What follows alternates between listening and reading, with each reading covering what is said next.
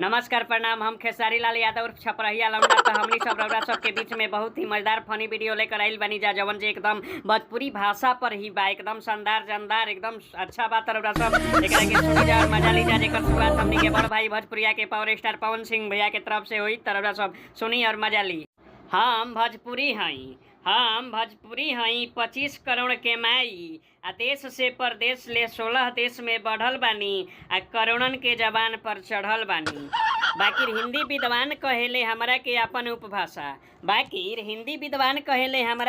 उपभाषा आ हिंदी बोलवैया कहेले हमरा के लोक भाषा। कुछ एक हिंदी वाला कहेले हमरा के मौसी आ कुछ कहेले जन भाषा। बुझनी? साच कही त सुनत सिनत ई कुल कान पक गइल बा। साच कही त सुनत सुनत ई कुल कान पक गइल बा आ जीव अकुता गइल बा। कुछ लोग के मती पकुआ गइल बा। बुझनी? एक खेसारी भाई, अब हम सबके बता दी सबके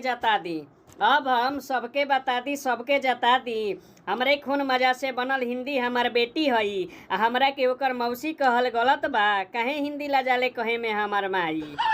हिंदी के खेल ह कहेले हमरा के अपन अंग। हे खेसारी भाई, हिंदी के खेल ह कहेले हमरा के अपन अंग आ भर के अपन कोढ़िला में करेले हमरा के बदरंग। बुझनी? छोड़ देले किया घुन पड़ेला सड़ेला मारतो बिया और वहू नइखे देत। ना हमके बढ़े देत बिया, ना लोगन के अपन किताब में पढ़े देत बिया, ना पाठ्यक्रम में जाए देत बिया आ ना अकादमी में आए देत बिया, ना विश्वविद्यालय में पढ़ाए देत बिया, ना संविधान में लिखाए देत बिया। त फिर कहे ई गरियावत बिया अंग्रेजियों के इहो तो उहे कमवा करत बिया हमरा संगे। भोजपुरी से हिंदियो तो जरत बिया जो हम भोजपुरियन से आपन दुख के कर्जा मांगत बानी। एक खेसारी भाई, आपन दूध के कर्जा मांगत बानी, संविधान में हम अपन कर्जा मांगत बानी। बुझनी तो सब्सक्राइब करी, शेयर करी, लाइक करी, कमेंट करी। धन्यवाद।